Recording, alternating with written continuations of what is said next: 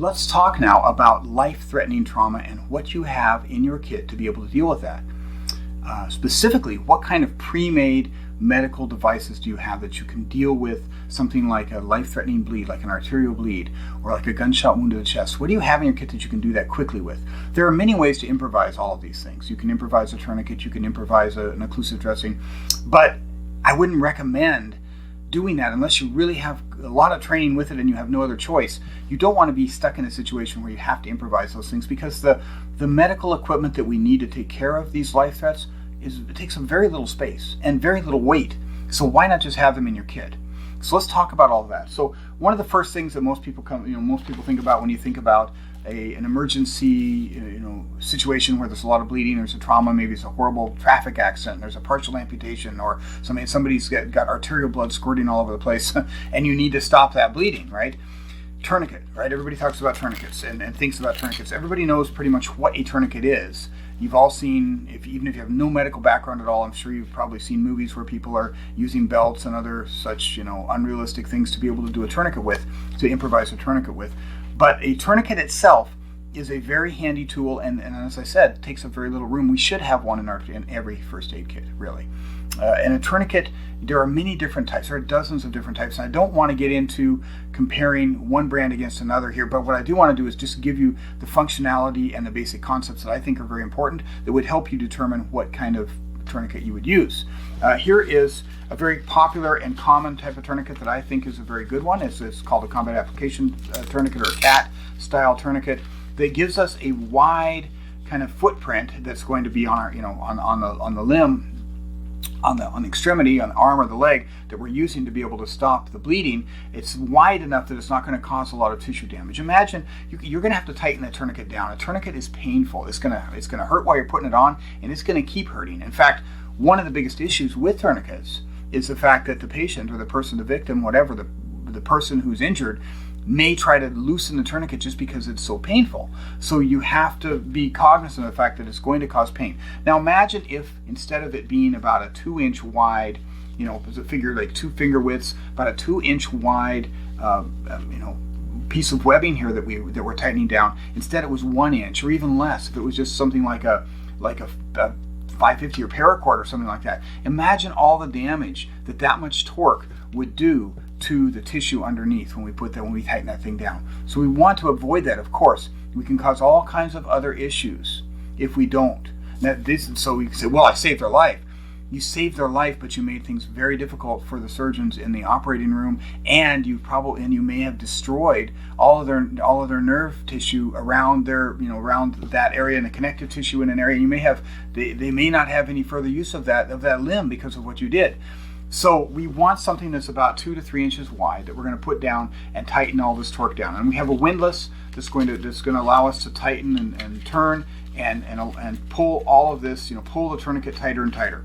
So this isn't meant to be a technique video where I'm talking about the technique of a tourniquet, but know that when you put a tourniquet on, you're going to tighten it down to where the bleeding stops and where there's no more palpable pulse on that limb. So if we're taking a radial pulse, for instance, if I put a tourniquet on, I don't want to feel any pulse there. I don't want any blood making it through there, whether or not I see the bleed or not. Because if I do, then we can end up with a problem with trapping blood down there, because we of course have cut off the venous. Veins are closer to the skin, and we'll have already applied a venous tourniquet by that point too. In creating an arterial tourniquet, we've essentially trapped blood down there and can cause other issues like compartment syndrome and other problems that can happen from that. So our tourniquet needs to be tight enough to be able to stop all of the arterial flow to that limb. We put the tourniquet on what we would say proximal to the arterial bleed, in other words, between that bleed and the heart. So obviously the arteries pump blood from the heart, and so we want to be able to we have to put that tourniquet on usually 2 or 3 finger widths proximal, notwithstanding any joints that we want to go around. We would never put it over a joint. We want to be proximal to that. It's because the artery itself is encased in smooth muscle and will contract with that injury and might actually pull up, somewhat proximal to where that injury occurred. So we've got to put it in the right place, and we've got to put it on correctly, and we want to have a good piece of equipment that's already there for us, so we don't have to be thinking about, I learned how to improvise a tourniquet using a cravat from this class I took, and so let me go find this stuff. And you know, 5 minutes later, you know, the person you're trying to help is almost dead or has already entered into, you know, really is a really late stage hypovolemic shock and cannot be revived because of the fact that you wasted time. So you want this kind of equipment in your first aid kit. Now, the cat tourniquet, the older versions of them, I believe, if I remember correctly, I have some we use for training. Will have a movable buckle here, but now I think this is the Gen 7 version. You can just pull it straight through the buckle here, and you pull down the Velcro, and then you start your tightening. So this makes it really easy to put it on yourself if you had to, whether you're putting it on your arm or whether you're putting it on your leg, to be able to pull it tight and start the windlass. So if I want to pull it on myself, pull it tight. Say I have a bleed right here, pull it tight, nice and tight here, and then start my windlass and start turning it down. And of course, it's got the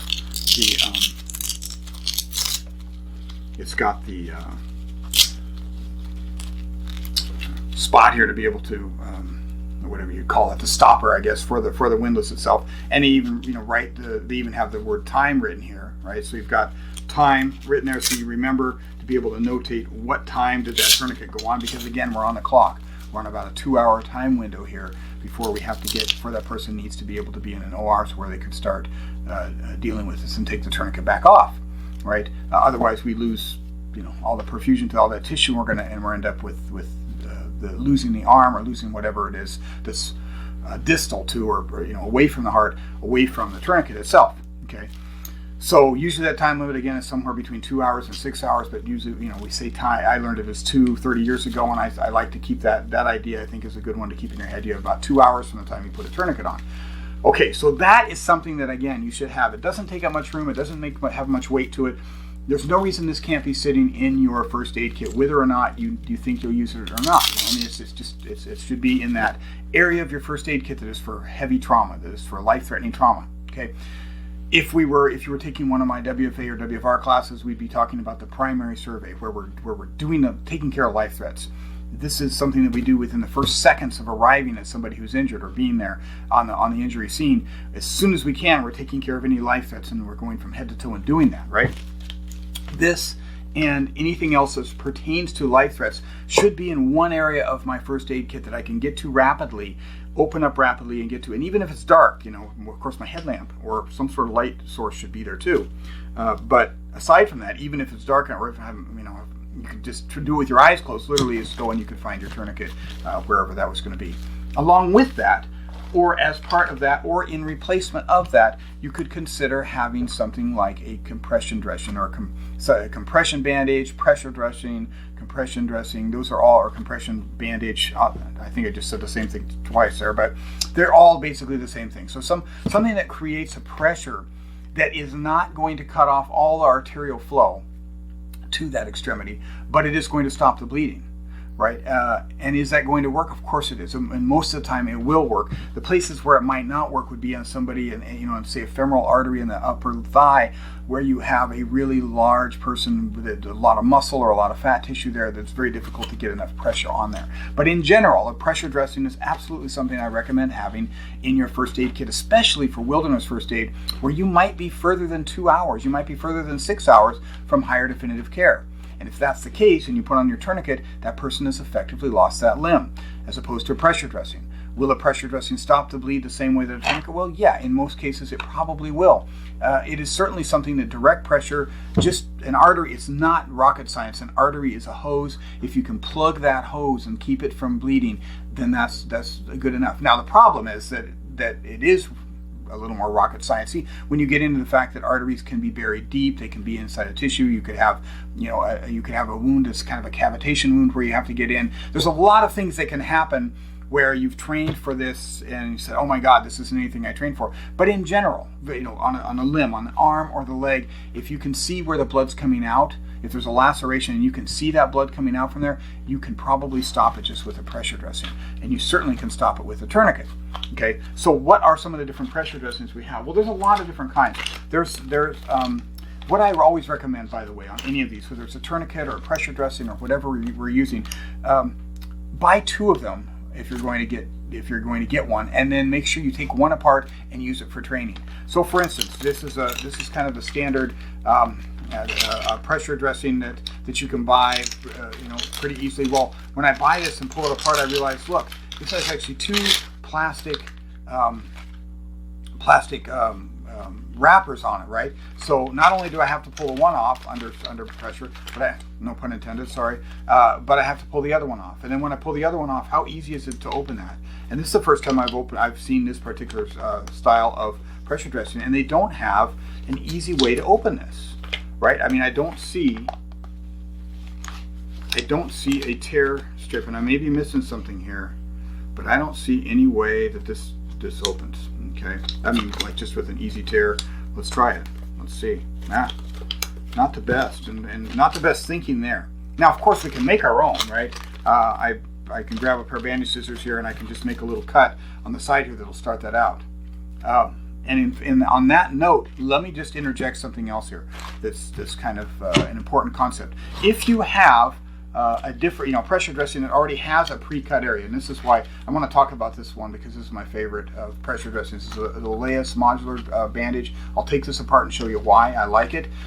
This has a place, and it has arrows there that point to it. So, yay on this. This is an A, as far as I'm concerned, in terms of getting the bandage out here, and this is an F, right? So this brand is Trauma Wound Dressing. It doesn't even give does it give a brand? I just bought this because I wanted to grab something that I hadn't seen before for this video. So you get to see it here live.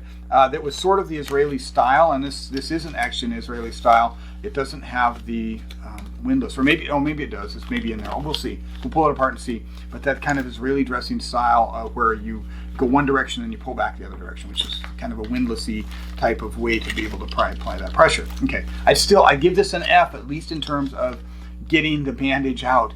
Imagine it's 2 in the morning, it's raining, it's dark, you are in a car wreck, and you're fine, and you run up to the front, and there's someone lying half in, half out of the car, and they have an arterial bleed that's squirting all over the place, and you can barely see with all the the headlamps and stuff, and it's kind of, and you manage to grab you run back, and you're already panicked, and you grab your first aid kit out, and you know enough to keep your headlamp close by, you know where it's at, you have your headlamp, and you pull this thing out, and your hands are shaking, and you can't even remember to put on your gloves, there's blood everywhere, and you're already not safe because of the fact that you're putting on your gloves, but you're panicked, and you're hyperventilating, and you've never done this before, and you pull this thing out, right? And now, and you're sitting there, right? So, where your bandage scissors, you're going to have to cut this thing open. That's an F, I'm sorry, that is. No, another thing on that, even to make it even easier for yourself, is what I used to do when I was in the military, is find your tab, wherever it is you're going to pull on there, and just go ahead and make it even easier for yourself to find, even in the dark, and easier to pull on, even if your hands are, covered in, you have, gloves on, they're covered in blood or mud or whatever, you can still pull. I'll just do a real quick kind of rabbit ears thing here. This is how I used to pack all the SF medics that I knew used to pack their, any of their pre-made, pressure dressing type stuff, or anything they had to get to quickly, is just put a pair of rabbit ears on this. And then that way and it's easy to grab. It's middle of the night, you can still feel it. Oh, there it is, and just pull them apart, and there you are, okay? So, we'll get to this. I'm going to dig out a pair of bandage scissors here and get to it in a second, but I don't want to waste your time on camera. Let's talk about this one, because this is a great bandage. So this is the Laius Modular bandage. So let's go ahead and open it. Okay, opens easy, right? And let's see what we've got in here. So one of the things I like about this bandage is, right off the bat, again, back to that scenario, it's 2 in the morning, it's raining, it's muddy and everything, and somebody's bleeding, is you're pulling this out and your hands are shaking and you're getting ready to put the bandage on, and this is a pressure dressing, so it's real easy to just, you can see the white side, this goes towards the wound. You can see this little cup, this plastic cup, but what that gives you is this gives you the actual pressure The pressure dressing is just what the name would imply. It is the dressing is a part of any kind of bandaging apparatus. The dressing is the part that goes next to the wound. The bandage is what holds it on there. So we use them interchangeably, but technically that's what we're talking about. So this is the dressing, and this is the cup that gives us the pressure for that dressing. Just the same way if you took your fist and you put it down as pressure, you'll be able to get some sort of a pressure, kind of a more focused pressure in one area to cut that bleeding down just on that artery. We're just trying to get the equivalent of taking our hand and holding it on there as direct pressure with a bandage. And that's what I like. So I like this a lot. And then the other thing that I like about this is, again, back to that 2 a.m. Scenario.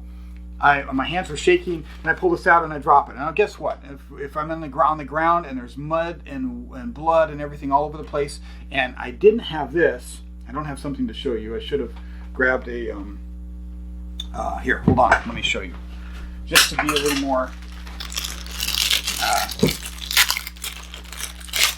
demonstrative with what I'm trying to say here. Let's say that I have a lot of these, like this kind probably, and many types of your pressure dressings, and certainly anything with elastic wrap on it, doesn't have these little Velcro tabs on it. I like that concept because I've been there, and you're sitting here and your hands are shaking, and the next thing you know, it's like you slip and boom, and now this whole entire part of the bandage ends up in mud and blood or whatever, and it's already soaking wet.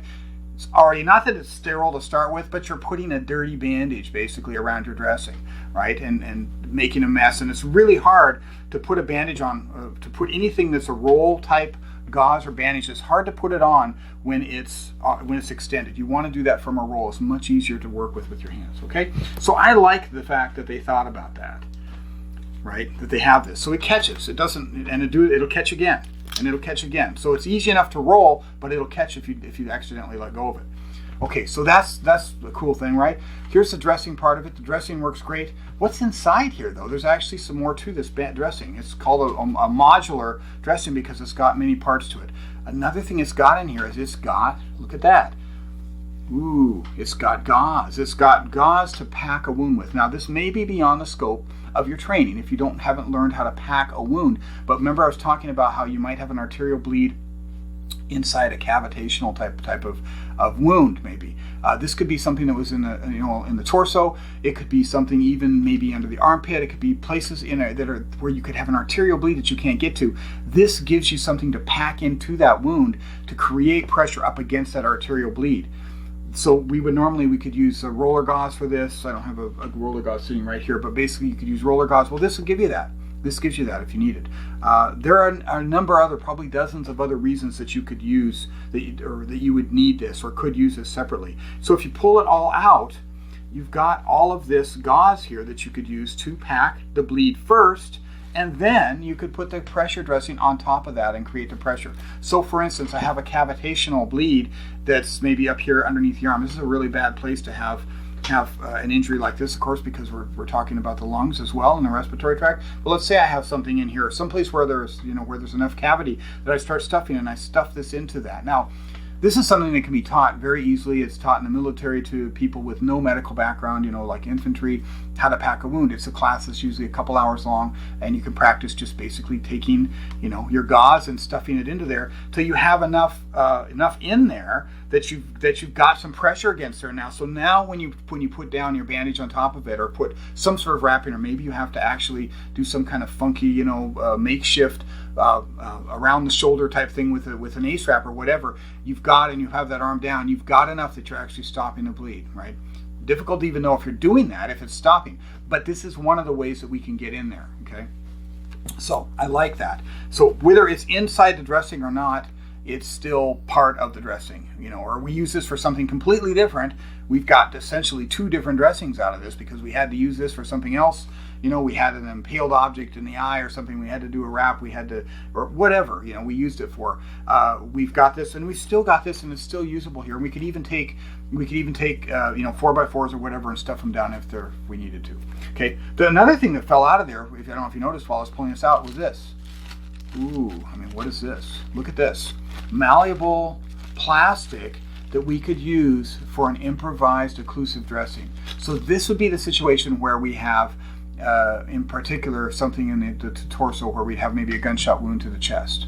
Okay, so we have space forming we have air in a space, what we call the pleural space, where it's not supposed to be, and it's collapsing a lung, or maybe collapsing both lungs, depending on how bad the wound or wounds are, right? We'll probably have an entrance and maybe have an exit wound. So this gives us a chance. This is large enough we could cut it in two to cover an entrance and an exit wound. Now, hopefully we don't have to do that. It's tough. This is one thing that's kind of easy to improvise and talk about in a book sense. It's a whole other thing to do this on somebody who has a really hairy chest or hairy back or both, and there's blood and there's mud and there's all that stuff around there that's going to keep your tape from sticking to the skin. So this is a good segue into the next thing that you should have in your first aid kit, aside from a tourniquet and or a compression bandage. And I would advise having both if you've got the room. It kind of depends on the kit, but at least have a compression dressing that's pre-made and or having have a tourniquet. Okay. The next thing that takes up almost no space and very, very light would be something that we can put over an occlusive dressing over the torso or even over the abdomen. There are reasons we would do that as well. But in particular, over the torso, over the chest, if we have some kind of a penetrating or perforating wound, an entrance wound or an entrance and an exit wound, again, from a gunshot, from a knife stabbing, from a person skis down into a branch and perforates. Any kind of perforation in that area, we want to stop. And this is called an occlusive dressing because it basically creates a hermetic seal and doesn't allow air in. If it has a valve on it, which these do, then it'll allow air out but won't allow air in, which is ideal. So this, I'm going to go ahead and open this. This is another one of those. Now this is packed. This is the initial packaging for shipping. So I wouldn't put this in my first aid kit this way. I take this off and we just put it in this way. Okay, so here's what we got. Okay, so how easy it is to open. Let's say I bought two of them and I want to check this out. And so is it easy? Yeah, it's incredibly easy. And again, we can do that rabbit ears thing on it if we need to, because this is one of those things that we would do under actually a lot of pressure. So I've got two here and with each one. So I'm going to go ahead and open one, pull it out, and voila, look what we have here. Here we have an occlusive dressing that gives us also a little 4x4 here to clean off the area, right? So we could clean any blood. It's not that you're going to have heavy bleeding, but you might have some blood or mud or whatever, in there, pieces of clothing, whatever. We're going to have to expose that wound. This is getting away from the gear and into the training, but we're going to have to expose that wound, and then we're going to have to put down our occlusive dressing. So our occlusive dressing has got a great big tab there, and we just pull this away, the tab away from the backing, and this stuff will stick. It'll stick on a hairy chest. It'll stick on, this is sort of like the same material that you get with the, EKG pads or for AED pads. Think about the automatic external defibrillators, those pads, which those, by the way, make a great improvised occlusive dressing if you needed to. But it's the same idea, and you can put that down there. And I'm not going to pull this all the way off. There's no need to, I guess, here. And I'd like to keep this for at least for training now. And we put this in the center, and this gives us also valves, this one-way kind of flow as well to this, so where air can exit but won't come back in, which is really nice. You can't really make an improvised. They say you can. You're doing a three-sided occlusive dressing, but they never work. They don't work right. I mean, you can't. With just tape and plastic, it's a far cry from what you're going to get from something that's so simple and so flat and so light that will fit in your kit. There's no reason not to have one in your kit. Okay. One more thing in terms of just stopping a bleed. We talked about packing a wound. Something that's even simpler than that would be to put in to apply some sort of hemostatic powder. Now, I want to show you a way that we can make an herbal hemostatic powder, and I'm not saying that is FDA approved or that you could ever use it or you should use it, but it has at least one of the same ingredients that you're going to find in our most of our hemostatic powders. And we'll talk a little bit about that. That's a different segment, but I'll talk about that later. But if we want to have something that we can actually apply into the wound, the thing with the hemostatic powder, it has to actually touch the tissue that is this cut or this damage. It's not going to work if you just So you get these Celox or the hemostatic powder coated bandages that you put on. That's great, but the problem is if the arterial bleed is underneath the skin and you're pulling everything together with a compression dressing, then you're not getting any of that Celox or any of that hemostatic powder into that arterial bleed area. Okay, this will allow you to do that, and so it gives you an actual syringe as such to be able to push that in with. So you've got it comes in two parts. You've got the plunger over here, and it goes inside this right here, as you can see, and I'm not gonna do it right here. And you got a cap, and you basically can pull that cap, and you'll see you have a little tip. And again, this is something I highly recommend you buy 2 of, and you practice, right? So it's like an applicator tip there almost, right? So that allows you to just sit there and plunge and push that Celox directly in. Now that's a good product too, that you could use in conjunction, especially in conjunction with one of our compression dressings that would bypass the issues that you might have around a tourniquet. So a tourniquet is a fail-safe that we know is going to work if we apply it correctly. This is going to work most of the time. This plus this is going to probably give us as much effectiveness. Now, you never say never, and everything in medicine and in science is supposed to be 99% at best, right? So, and I can't tell you, quote, there's, as far as I know, studies that have compared these things because I haven't looked into that and I don't even know if they exist. I'm sure on some level they do. But I can tell you that if it were up to me, and I was in a post-disaster or an austere medicine situation where I was, hours, maybe days, maybe even weeks away from higher care as far as I knew, I would rather, and it was me, I would rather somebody use this and this, or this and this, or these 3 things, depending on how bad the arterial bleed was and how deep it was, than this. This means I'm going to lose that limb, right? Unless I know how to convert this. Now, there again, you could use this, and this is again a whole level of training that's way outside the scope of this class. But we teach tourniquet conversion, and it's something that you should be aware of. You can sometimes, depending on the situation, take that tourniquet and you could convert it into this, right? And there are ways that you could do that. So, but you can't do that if you don't have it in your kit in the first place. And so, this may seem like a lot of stuff now that I've pulled it all out. But remember, this was a nice little flat bandage. It fit in there. It was a 4-inch bandage fit in there. This, maybe between all of this together, you're talking, I don't know, maybe 4 or 5 ounces, 6 ounces, maybe half a pound. You add in this here if you want to have this as well, and you add in this here, and we're up to, maybe about 12 ounces, something like that, at most, right? Oh, that's that. I don't even think we're in that scale yet.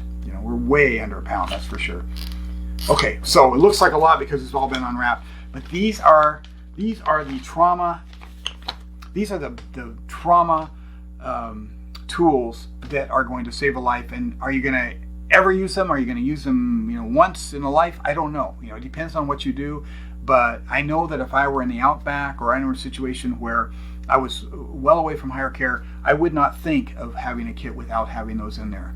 I don't want to be improvising something else, kind of the MacGyver style stuff, which is great to know how to do. Don't get me wrong. You need to know how to do that, because you might not always have these things with you, but I don't want to be doing that if I have the choice. If I have the choice, I want this stuff in my kit, okay? These 3 or 4 things, I want to have them in every kit.